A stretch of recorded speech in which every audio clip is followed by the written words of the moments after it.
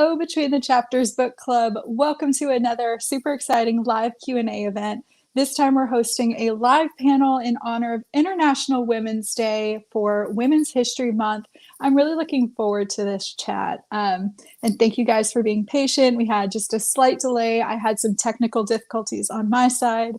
You know how it goes with technology these days. You just never know what's going to happen. So thank you for being patient. And I'm really looking forward to hanging out with everyone. It's been a while since we did a little chat. So readers, as always, please hang out with us in the comments section. Chat with us, answer the questions if you've got responses to some of them. But most importantly, if you have a question for one of our three special guests, please leave that in the comment section. It can be for a specific author or for all three authors. We will be looking at all of your questions and we'll try to work them in as much as we can. If you leave us a question before 6:30 p.m. Eastern Standard Time, so that's before our chat has ended, you'll be entered to win a flash giveaway. I'm really excited because we're actually going to give away an advanced copy of Ellen Marie Wiseman's The Lost Girls of Willowbrook. This is her upcoming novel. It's such a good one. I'm really looking forward to it. I'm really sad my copy hasn't come in yet. I'm desperately waiting for it. So if you want to read it along with me months ahead of everyone else, leave us a question and you might win a copy. Like I said, we have three really special guests tonight. We've chatted with a couple of them in the club in the past, so I'm really excited to bring them back. We had a lot of fun the last time. And you know me, I'm a history nerd. I love talking about this stuff, so I can't wait to have this conversation. Tonight, we are going to be joined by Ellen Marie Wiseman, Shana Abe, and Lorena Hughes. I'm really looking forward to this, and I hope you guys are too. So join me in the comment section, come hang out with us, and let's get the chat started with our authors. Hi, ladies. Thank you so much for joining our book club this evening. Hi. Hello. Yeah, thanks for having us. Yeah. I am so happy you guys decided to join us. You guys know I'm a big fan of all three of you. I've chatted your ear off tons in the past. I will probably do so again tonight. So I'm really glad you got to hang out with us, especially in honor of International Women's Day. It's so much fun. Before we kind of kick things off and head straight into our Q&A section, I would love it if you guys would introduce yourselves, tell the readers a little bit about you, and give us a little bit of information about your one of your books or your most recent book, an upcoming book, whatever you feel like sharing with us. I'm going to let Ellen kick us off. So Ellen, if you'll introduce yourself and your book to our readers. Sure. I'm Ellen Marie Wiseman, and I have 5 books, almost 6, with Kensington Publishing. My next book is The Lost Girls of Willowbrook. This is an advanced reader copy. It's upside down. Oh, you know what? Flipped around. This is the way my day has been going. So when you look at it, it looks like it's right side up, right? Because of the I didn't notice. It's right side to me. I tell you, it's been a day. Anyway, yeah, now I don't know what this book is about anymore. I just forgot. That's okay. It flew out of your head. Lost Girls of Willowbrook. It comes out August 30th. And it's set at Willowbrook State School on Staten Island, which is the notorious institution that Geraldo Rivera did an expose on in the 1970s that kind of shocked the nation. And it follows Sage Winters. She's a 16-year-old girl who has believed that her twin sister was dead for 6 years. And she overhears her stepfather say that she's missing from Willowbrook. So that's how she finds out she's alive. And then she finds out that she's at Willowbrook. And so she goes there searching for her twin sister, but is mistaken for her twin sister, and they lock her up. That's all I'm saying. Sounds so good. Thank you. I'm so excited to pick your brain about this one because I actually went to college on Staten Island. So I'm so excited to talk about that. Next, I'm going to kick it over to Shana Abe, and I have to apologize. I pronounced your name wrong on the intro right after you told me how to say it. So I'm so sorry. But My parents spelled it incorrectly for the way they wanted it pronounced. And I have spent my entire life saying, no, I'm sorry, it's not Shana, it's Shana. It's just Shana. So, no worries, I'm used to it. I answered anything that sounds even sort of like my name, like Shana, Sheena, Sharon, Shauna, all of it. So I just had this nervous response where I'm like, that must be me. Hi, everybody. I'm Shana Abe, and I wrote, is it right set up? I wrote, what is the name of this book? The Second Mrs. Astor. The Second Mrs. Astor, which is based on the true story of Madeline Force Astor, the scandalously young second wife of John Jacob Astor IV, who she was 30 years younger than he was. He was recently divorced. He was a knickerbocker and she wasn't.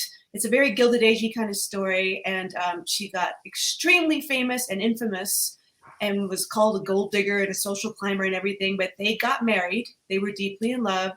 And to escape the press and the attention of the world and the censure of the world, they took a very extended honeymoon to Egypt, basically, Europe and Egypt. And Madeline discovers that she's pregnant. And so because they want their baby born back in the US, they decide to head home on the first beautiful ship available, which was, of course, the Titanic. So this is her story. It wasn't a very long marriage. No, as soon as you say the Titanic, it's all jaws drop. Yeah. It's a bittersweet story. Bittersweet, I'm going to say. It certainly is, and we will definitely delve into it as much as we can tonight as well. All right, and then Lorena, can you tell us a little bit about yourself and your book? Sure. So my novel is The Spanish Daughter. Can you guys see? Yeah. Yes. And so it is about this Spanish chocolatier who inherits a cacao plantation in Ecuador. And so when she goes over with her husband aboard the ship, someone tries to murder her and ends up killing her husband instead. So her answer to her conundrum is to dress as a man to try to find her husband's killer. So when she arrives to Ecuador, she meets half siblings she didn't even know existed, and she introduces herself as her husband. And from then on, she tries to figure out who wants her dead and just navigate the waters of pretending to be a man. So that's kind of, the story is set in Ecuador in 1920. Which, I already love the 1920s hook, but I am a sucker for any story that has a woman dressing like a man and living a man's life, like just going against the system, especially back in history. So I love that. Well, thank you all for sharing a little bit about yourselves and your books with us. I do apologize preemptively, readers, and to our special guests, if my voice cuts out. I've got a bit of a scratchy throat today. Allergies in Texas are no joke right now, so bear with me. I've got lots of tea handy. First things first, we have some reader questions coming in. I'm going to give a few more minutes to gather a few more before we start delving into their questions. I have a few that I want to kick us off with. First, since it is International Women's Day and Women's History Month, I'm curious if there is a prominent woman in history who you find inspiring or whose story you really love. Like I said, I'm a bit of a history nerd, and I'm just always fascinated by anything history related. So I'm curious if there's a figure throughout history that you really connect with or you just find interesting in general. And I'm going to let Lorena actually answer first. Okay, sure. I'm going to go with Mary Shelley because that's a great answer. she's, I just find it fascinating that an 18-year-old would come up with this story of Frankenstein that has been so influential in so many genres like sci-fi, horror. I think some even claim the zombie genre was born through that story, but it's just amazing because it just came out as a challenge in the summer. She was just writing at the ghost story, and it became something that became huge in the world. And so I think it's kind of interesting because we don't know how we're gonna affect others with what we write. And so I think that's a great example of someone who maybe wasn't even trying and the opportunity arose in her. I think she came up with the idea in a dream. Mhm. So I just found her a fascinating person, and plus her private life was very dramatic too. So overall, Yes. she's a very interesting woman for me. I agree. That's a great answer. And I'm shocked that it never even popped into my head to think Mary Shelley is my favorite person in history. But you're right. She is such a fascinating person, not just for her writing. Um, Ellen, how about you go next? Do you have a favorite woman in history? Actually, I mean, first of all, I have to say she's not in history yet, but I have to mention Olena Zelensky. Is that how you say her name? And all the women in Ukraine who are Mhm.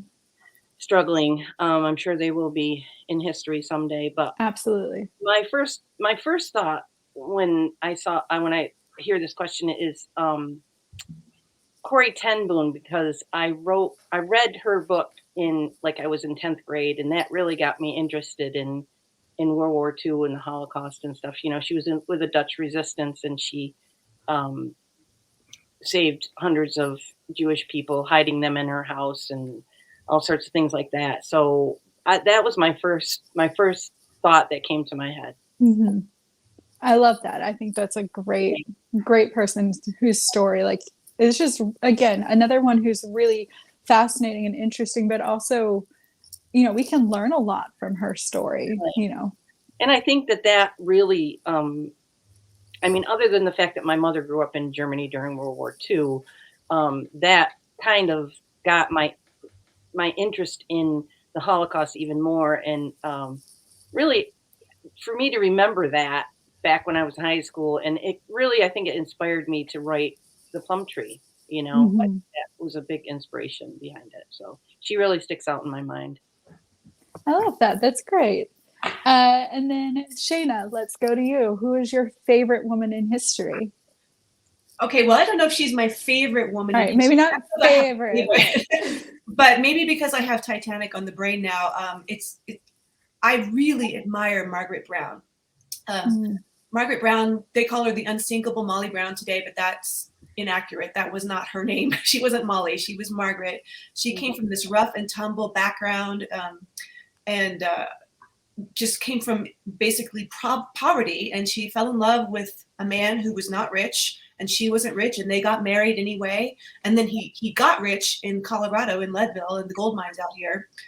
And she basically educated herself, pulled herself up, and proved to be this formidable character. And I touch upon her briefly in the book because she was a real person, obviously, on Titanic, and she was friends with the Astors and was part of their party, actually, the group that went to Egypt and then came back on Titanic.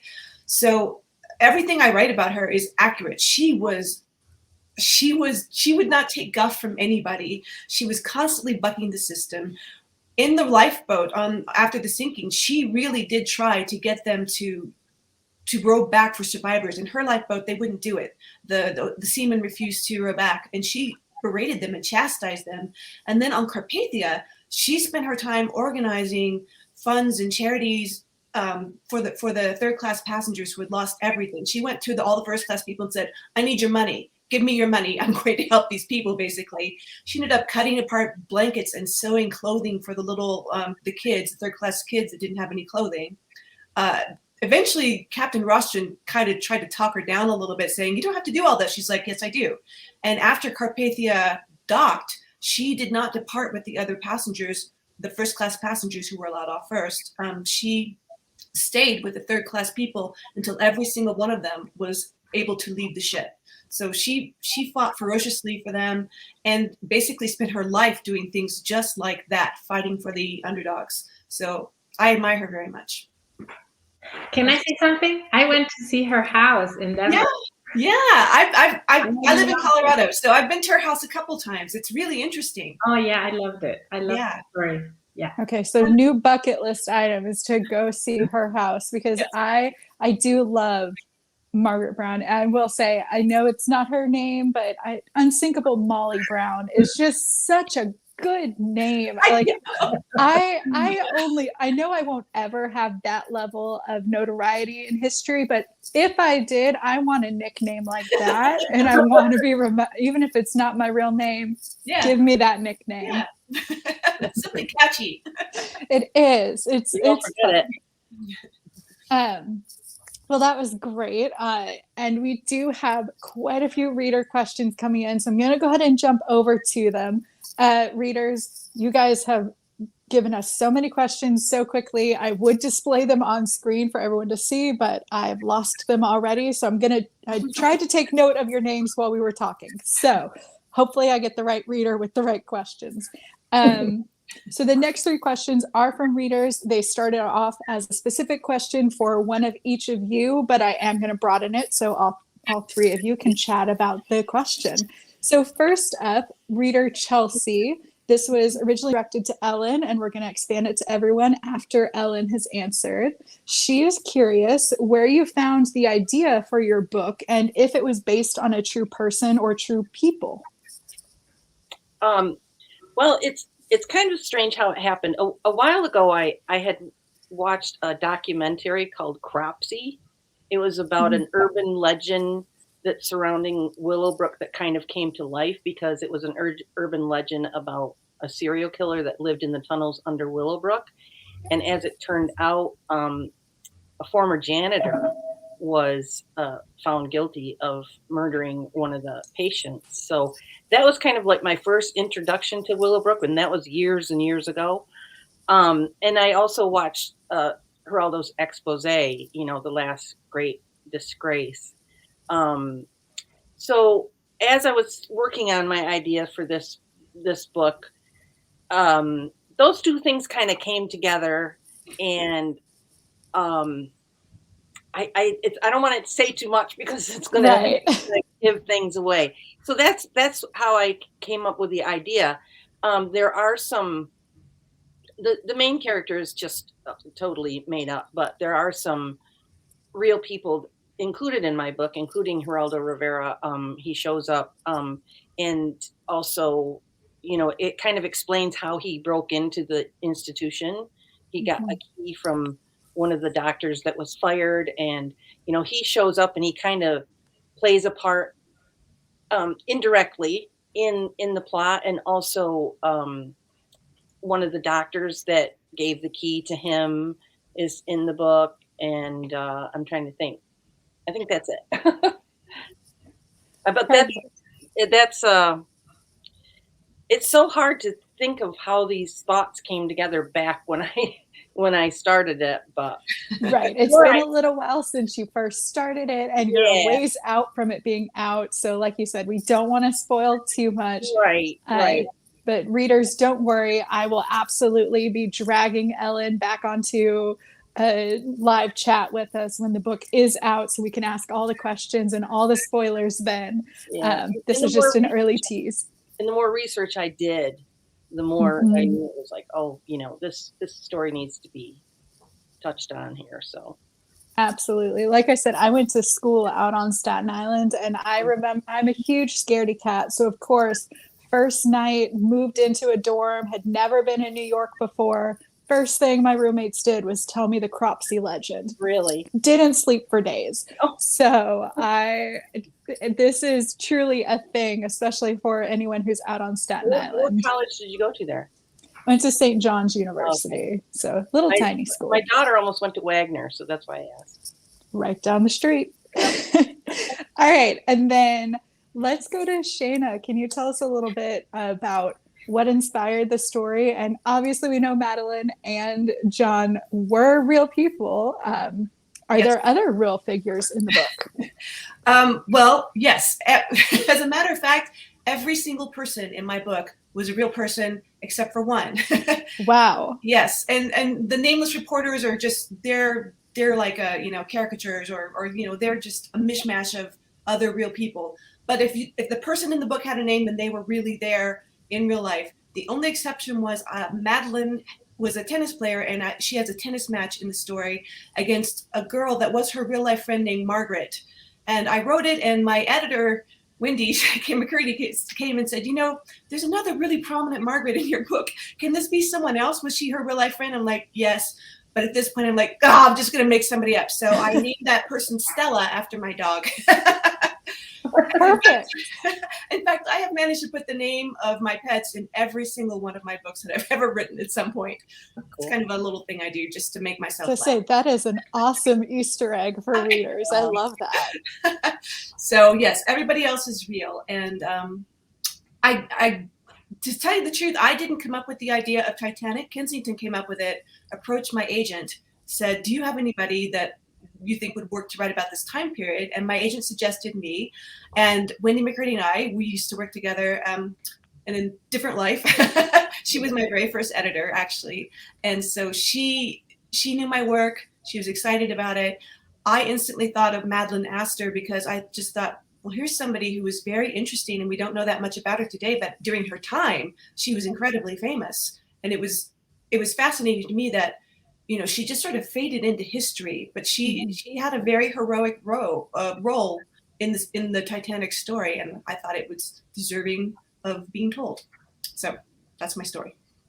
That's perfect. And yes, dirty little secret about Kensington is that we are all huge history nerds, and the Titanic, the second someone mentions Titanic, at least 8 of us pop out of the woodwork ready to talk about it. So fun fact about how we operate. All right. And then Lorena, can you tell us, how did you get inspired for The Spanish Daughter? And is there a real figure in the book? Yes. So not the person that inspired part of this is not seen in the novel, but is referred to, and it is my protagonist's grandmother, who is actually a Spanish woman that existed, and she patented a coffee and cacao bean roaster in 1847. And I initially wanted to tell the story of her, but I couldn't find enough information about her. And I really wanted to set in Ecuador because that's where I'm from. And I wanted to set it during the time where the French were there in this little coastal city called Vinces, which I've talked about before, where they have, they call it Little Paris, and it has this little Eiffel Tower in there.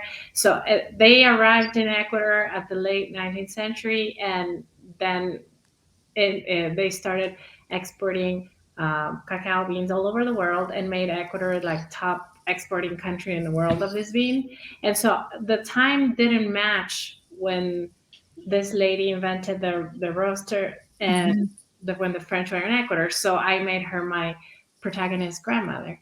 And I drew inspiration from that.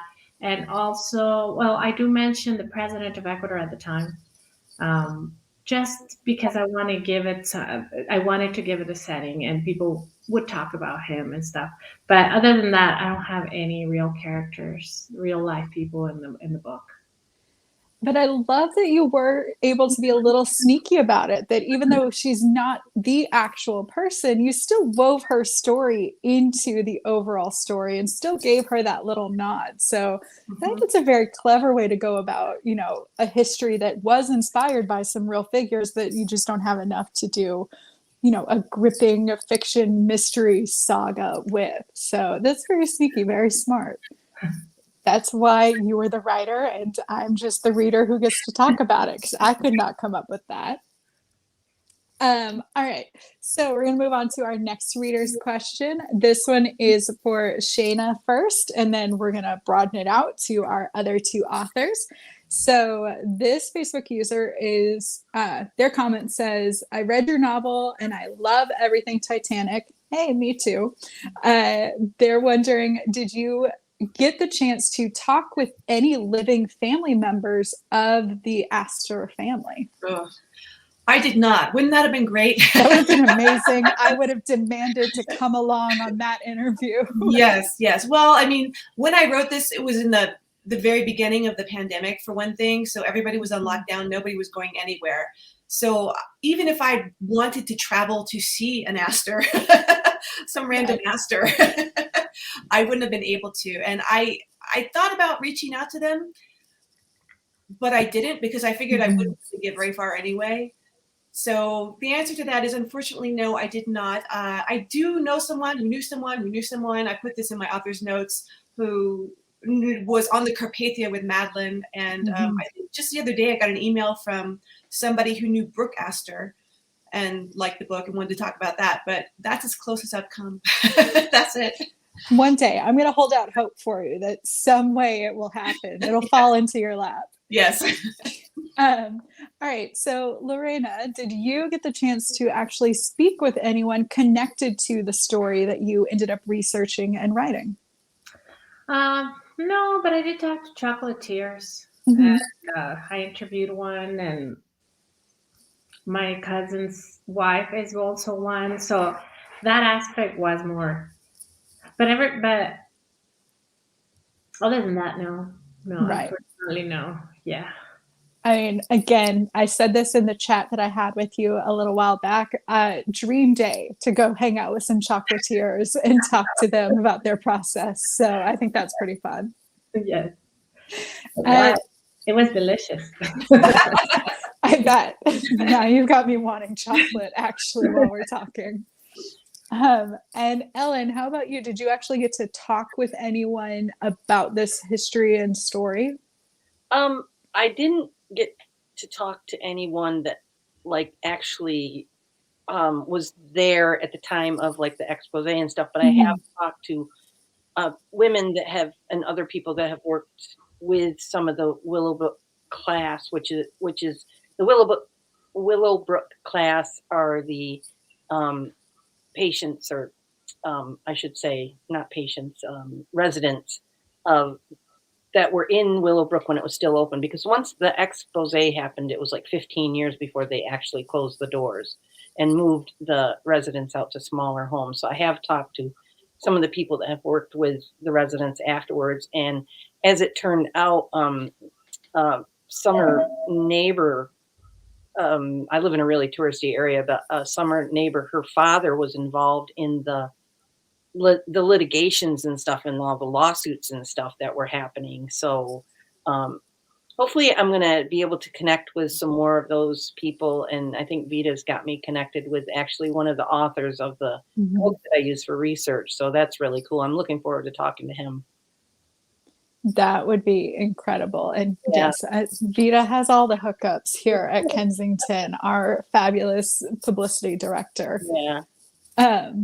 Well, that's really cool. I definitely love the aspect of being able to actually talk to people who are related to these topics or related to these times and these families and these people, because they do bring an interesting aspect of the history to life. So that I feel like if I were to ever write, that's what I would be doing, is asking people, wanting to talk to them, but then I would never actually write the book because I would be too busy talking to people. So actually, I had a Zoom meeting with a book club in Israel today. Wow.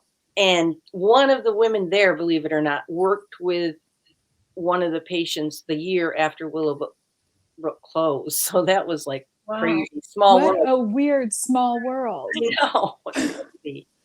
That's incredible. Okay, Yeah. I love that connection. Yeah. All right, so we're going to move on to the next reader's question, and this one was directed for Lorena, and then again, we're going to broaden it out to everyone else. And I love this question because you brought up talking to chocolatiers, so it all fits and ties together. This Facebook user said, I loved this novel, and I got quite a few laughs out of it as well. I agree. I also laughed at multiple points in this book. Their question is, how much research did you have to do on cocoa and cacao plantations? A lot.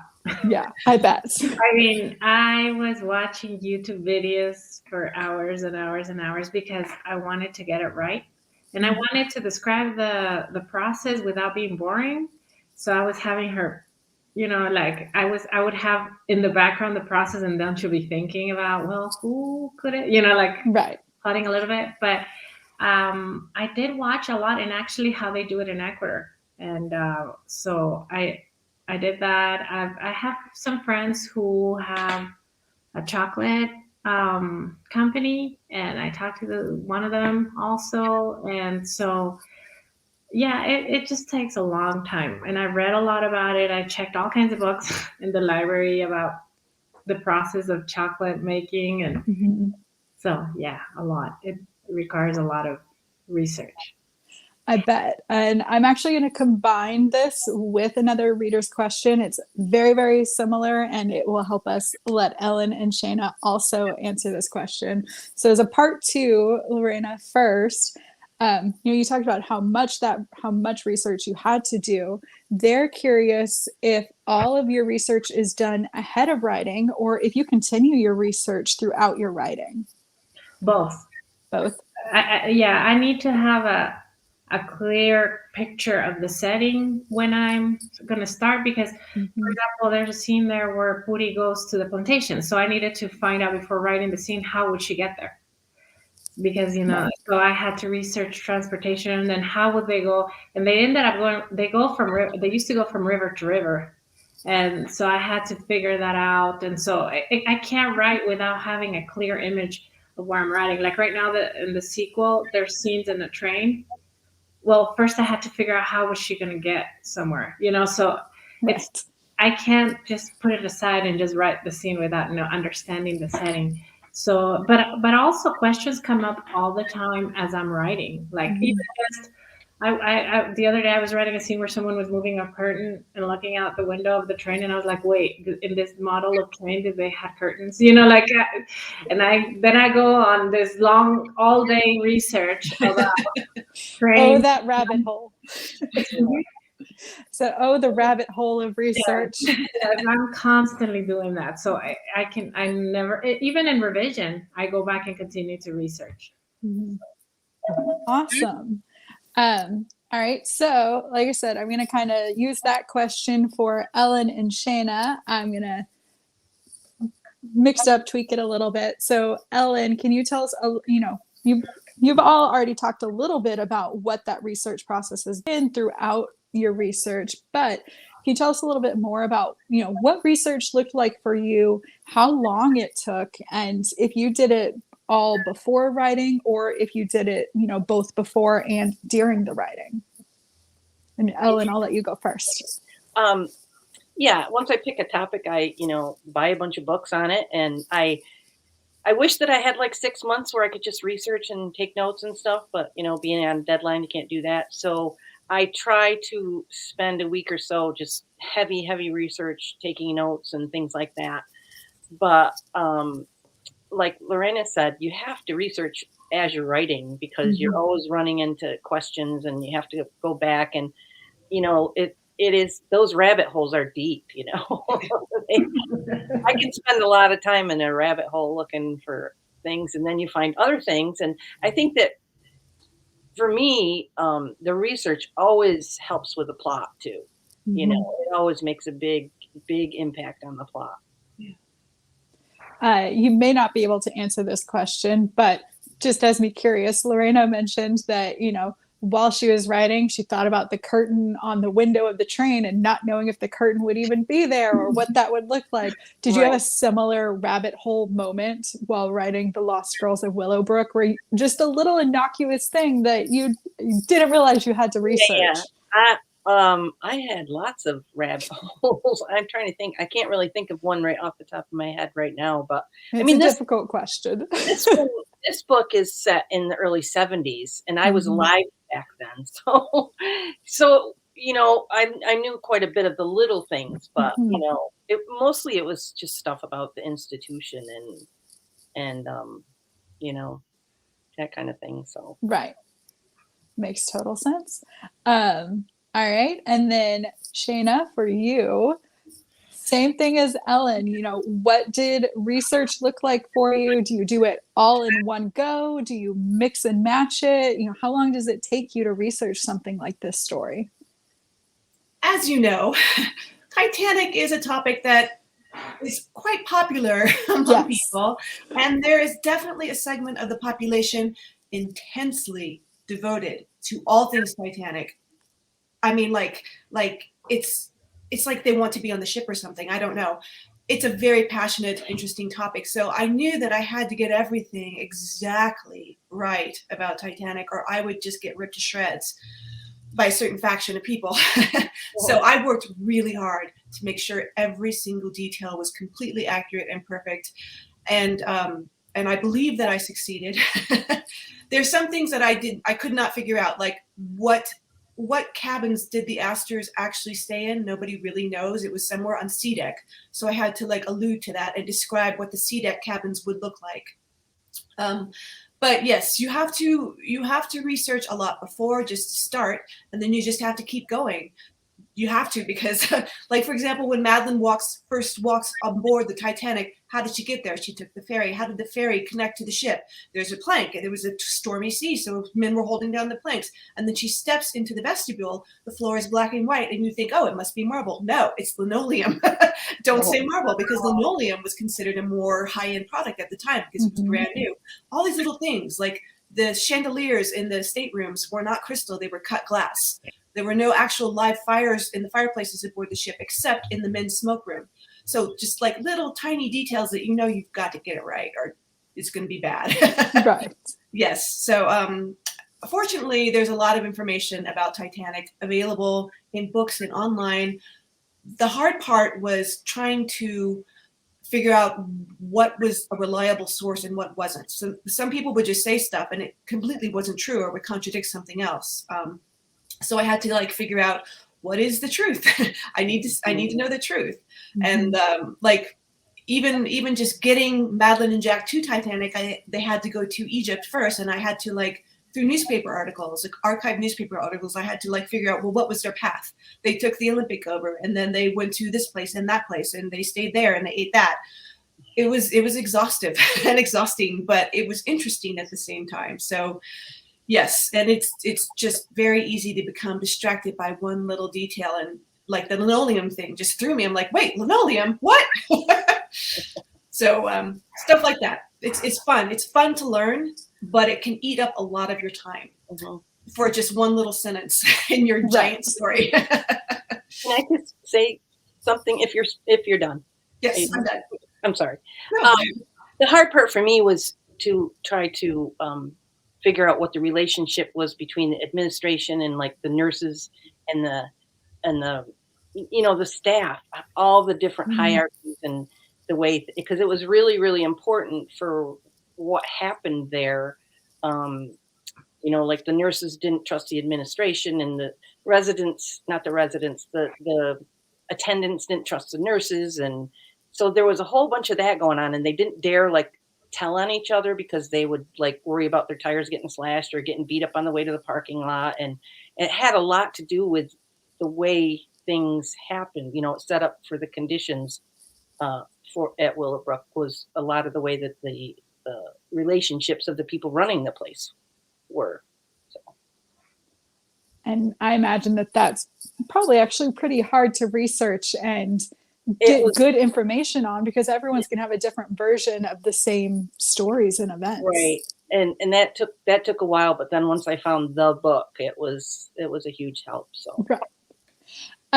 Well, I am super excited because a couple of readers have all asked the same question. It's a question that I also had ready and listed. So I'm going to take their question because it was great. And I'm going to go back to Shana real quick because she helped inspire this question.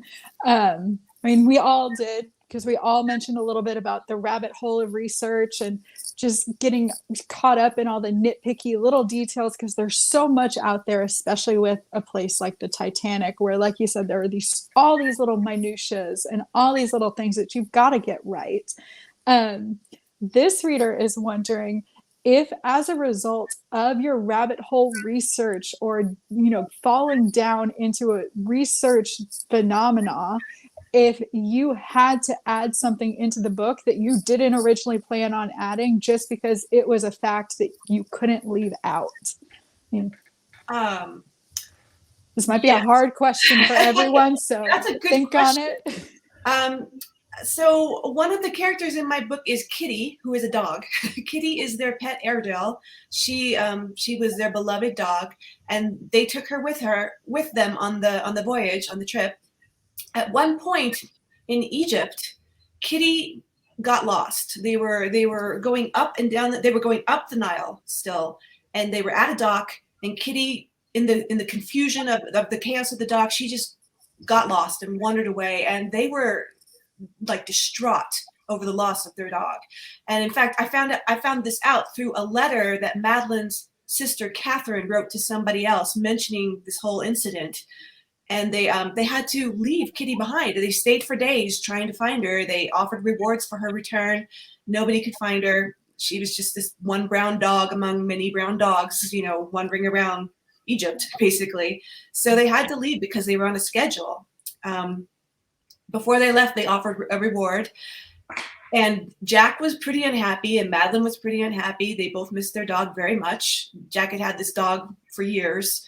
And, a really good friend of his basically was his best friend was his dog, who stood by him as a companion during his divorce. And in fact, not every picture, but many, many pictures I ever saw of Jack and Madeline together outside, Kitty, the dog, is with them. So anyway, Kitty's gone. They have to keep going up the Nile. They turn around, they come back, and literally as they're floating down the Nile, coming up the Nile is Kitty on another boat.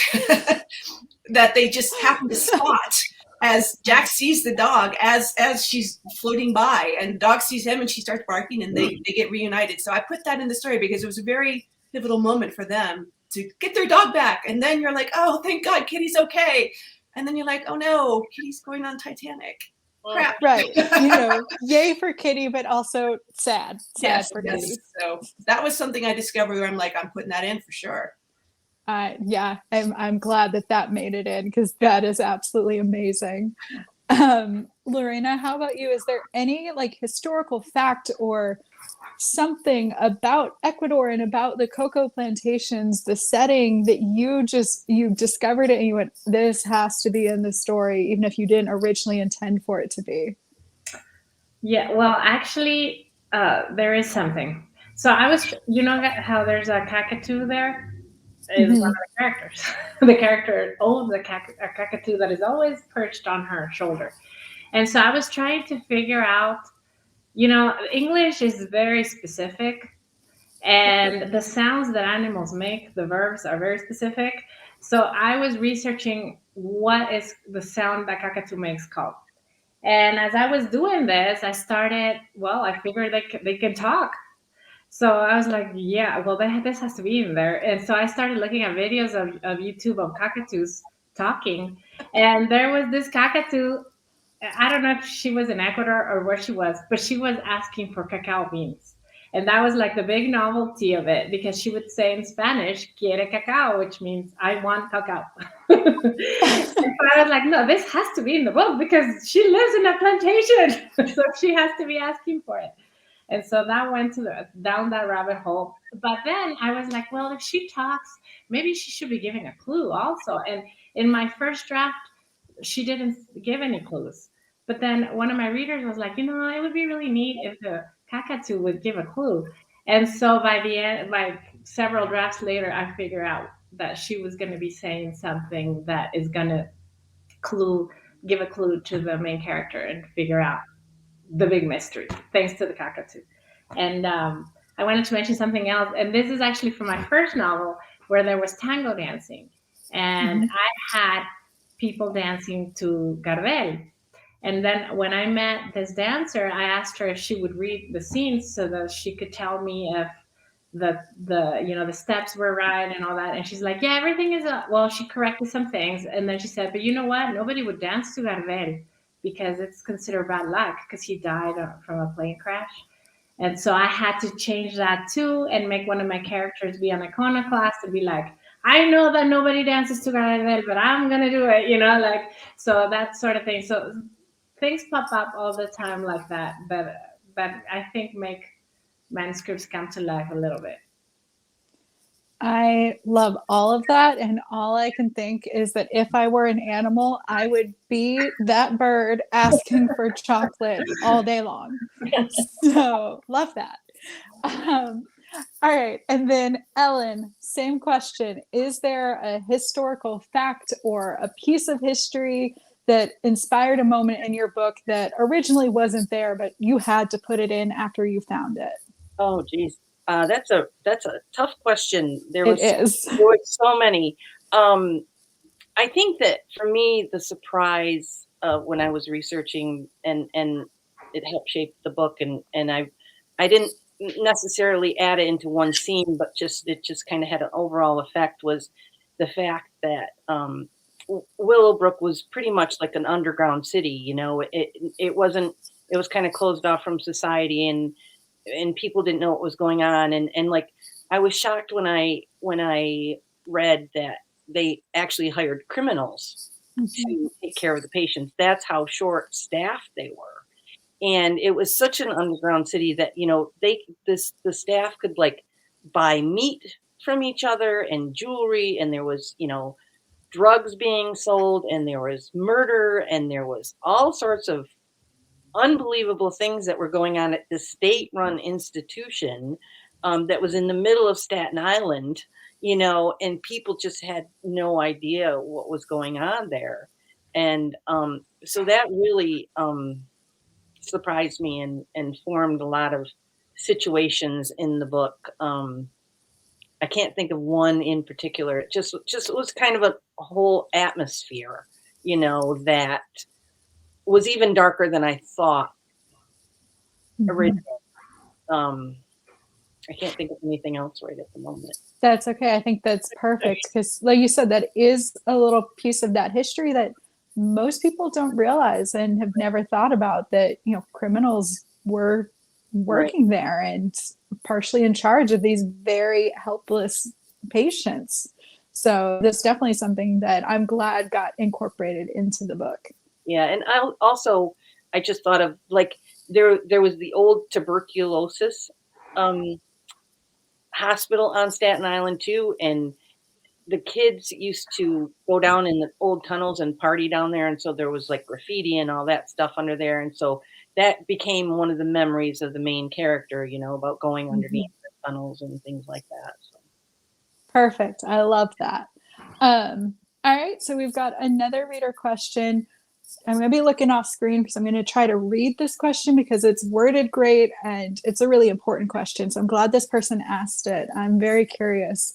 So the reader says, do you specifically look for women historians to see their stories and their research, especially since most history has been written by men? Since the 1980s, women's history has become more accessible, but it is still mostly published by men, which is a great point, and I'm glad someone mentioned that in our chat. And since it is International Women's Day and it is Women's History Month, it's a great question. You know, do you specifically look for female historians or women who are writing about these stories as part of your research? And I will start with Ellen. Oh boy. I usually write about just these ordinary made up people. In all of my books, it's mostly ordinary women caught up in these extraordinary circumstances. But I mean, I know that, you know, history has been written by men, and a lot of the huge historical events in a lot of the subjects that I write about have such a huge impact on women. And, you know, like the World War II and the asylum in What She Left Behind, you know, women went there and spent, you know, men could just say, I don't want to be married to her anymore, and put her in an asylum, and she spends the rest of her life there, 50, 60, 70 years. So I don't really look for specific women when I'm writing about my books, because I like to just write about ordinary people caught up in these extraordinary circumstances. I don't know if that answers your question or not. I think it does. I think it's a great answer. And then Shana, how about you next? I wouldn't say that I specifically look for women historians, but I will say that I'm always very happy when I find them. For example, I'm going to read this because I want to say it exactly right. For this second Mrs. Astor, I have a friend who is an historian, and she directed me to the Missouri Historical Society's Frances Hurd Stadler Titanic collection. Frances Hurd Stadler was the daughter of the people who were of Carlos and Catherine Hurd, who were reporters aboard Carpathia with Madeline. And she had this enormous historical collection that was very useful to me, very invaluable. And I was very happy to come across it because I had not heard of it before. And I will say also that for this upcoming book that I'm working on now, my main research book was written by a woman, a professor, and it's very extensive, very useful. And I was like, at first I very stupidly assumed that it must be a man who wrote this book, because it's about a collection of things that typically interest men. But no, it's this very wonderful woman who wrote this fabulous research useful material book for me. I don't want to get too specific, but yes. So the answer is, I don't look for it. I look for whatever is the most accurate that I can find. But if I find something by a woman, I am just like awesome, because it does perhaps shed a different kind of light on the same facts, a different viewpoint that I appreciate more. That's kind of my answer. That's perfect. Great answers. And Lorena, how about you? Well, I wish I could say yes to that question, but the truth is I'm just happy to find anything on the places that I write, because my settings are a little bit obscure. However, though, I have read stuff from women. So, for example, for the Spanish Daughter, I did check out a book called The Chocolate Connoisseur, and it is written by a woman who is a chocolate connoisseur, and she talks a lot about it. And also, I saw the miniseries of the life of Luz Espagnoli, who is the founder of Perugina chocolates in Italy. And she came up with those delicious little batchy. I don't know if you guys have tried it. They're amazing. And she was an entrepreneur. She was actually someone I was going to also say that is a woman that inspired me, because she was so visionary. But also for another novel I wrote that is set in the Galapagos Islands, I did read a couple of memoirs that were written by women. One is called My Father's Island, and the other is called Floriana. And they're about women who had lived in the Galapagos Islands in the early 20th century, or mid-20th. One of them, I think, died in the 70s or 80s. But so I think those are the women that I can recall right now. No, that's perfect. And, like you said, and like the reader said too, it's really interesting because for so long, so much of history has been written from and about men. So now we're in this place and time where we're wanting to tell these women's stories. We're wanting to share the viewpoint of women. And for the longest time, we haven't been able to. So it's a growing ability to actually be able to reach out and learn from female historians. That hasn't been the case in a very long time. So I think it only makes sense that it is still very much mixed. It's something that is very difficult, especially depending on what you're writing about. History is unfortunately oftentimes predominantly male. So we've got to work with what we've got and give women their stories as much as we can. So thank you all for sharing that with us. We have just a couple minutes left, and we had a reader ask this question, and it's a question that I like to ask in almost every one of these author chats that I run, and even more so today. Because like I said, I'm a big proponent of women helping women and women inspiring women, because for the longest time, women's voices have been really shut down and pushed down in a lot of ways. And I'm so glad that we're now in a time and place where we're kind of fighting back against that a lot more these days. And so I always love to ask, you've all written multiple books now. You're all pretty established in your author careers and authorship. So if you could, looking back, give yourself, when you were first starting writing, when you were just beginning that road, if you could give yourself one piece of advice or tell yourself one thing to help keep you on the path that you're on, to get you to where you are now, what would you want to say to yourself? We have a lot of people in our group who are interested in writing, who are, wanting to become authors. And I know that they would love to hear what you wish you could tell yourself as inspiration for them as well. So this one's a little bit of a tricky and harder question. So if someone wants to raise their hand to go first, I will let someone volunteer to go first. Okay. Okay. All right, I will let Shana go first. I would say the same thing that I did tell myself when I was first starting out, which was just be persistent. Just write the book, because nobody else is going to tell your story. Only you can tell your story. And if you don't tell it, it's gone. So don't give up. Just keep going and get through it. Be persistent. That was my mantra. Love Yeah. that. That's a good great mantra. And Ellen, I believe you were also saying that you would go, so I'll let you go next. I can't remember if I said this earlier in the book club earlier today or tonight, but anyway, I'll say it again. I went to a tiny school, like 400 students from K through 12, and there was no creative writing courses offered. So it didn't even cross my mind to be a writer. I was always a big reader, but I never even thought about writing a book myself. And I just wanted to get married and have babies, and I did that. And then as I was bringing up my children, I was always still reading too, and I was writing as a hobby. And I think that if I could tell my younger self something, it would be go to college and, learn more about creative writing and stuff, because I really had to teach myself and learn the hard way.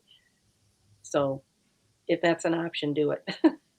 And be persistent. That's a really good one.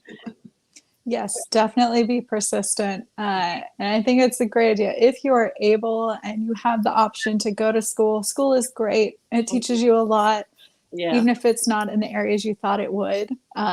Definitely my case. So definitely a good piece of advice to have. And Lorena, how about you? What would you want to tell your younger writing self? I would tell myself not to be embarrassed to say I was a writer, because for years Absolutely. it took me a long time to admit that I was doing this. Mm-hmm. And I think it has to do with the fear that we have of failure. So we fear that if we tell people we're writing, people will laugh at us, because how do you get that you have the talent to do it? That sort of thing. We just kind of hide it a little bit. And so I think, well, you are doing something that is very important. Like we have mentioned in this conversation, how influential it can be, and even way centuries after you're dead. So I would tell myself that, don't be embarrassed to admit what you're doing. And that's a good one. Yeah. Absolutely. I love that. Yes, please, everyone who is listening, take pride in what you do, whether it's being a writer or a painter, a crafter, whatever it is. Please shout it to the rooftops and be excited and happy about it, because we have to be our own biggest cheerleaders, so other people will cheer us on as well. Lost my train of thought on that one just a little bit at the end there, but message still stands. I love that. I love that all three of you, come from very much a place of wanting to acknowledge your own work, wanting to acknowledge the things you are doing, taking pride in yourself, not just with, being able to talk about it, being able to shout it out to the rooftops, being willing to admit, hey, I wish I had done more with school. I wish I could focus on that. I want people to focus on that. And I'm happy that all three of you gave the advice that you gave, because I think it's perfect for everyone. I'm always very emotional at the end of these chats, so there we go. I want to say a huge thank you to all three of you for spending the evening with us. This has been an amazing conversation, and our readers were so engaged, so excited. Readers, thank you so much for joining us. You had some amazing questions. I could not get to all of them, but our authors are invited to pop into the comment section when they want. If they want, you can hang out, give a few extra answers. Myself and one of the fellow book club admins will also be going through. We will answer the questions that we can based off some information that we already know about you guys. So we will also be answering some questions that we didn't get to during our live conversation. And of course, check out the comment section, because I will announce a winner here in a few minutes once we're done, for a copy of The Lost Girls of Willowbrook from Ellen Marie Wiseman. Again, you will probably end up getting your copy before I get mine, and I will be super jealous, and that's okay. But I want a coffee too. Me too. yes, I Yay. know. I think all of us here are ready for a coffee. But thank you guys so much. I really appreciate it. This has been great. And I hope everyone has a wonderful evening. Thank you. you. Thanks for having us. Yeah. Thank All you right. for having us. Bye, book club. We will chat again soon.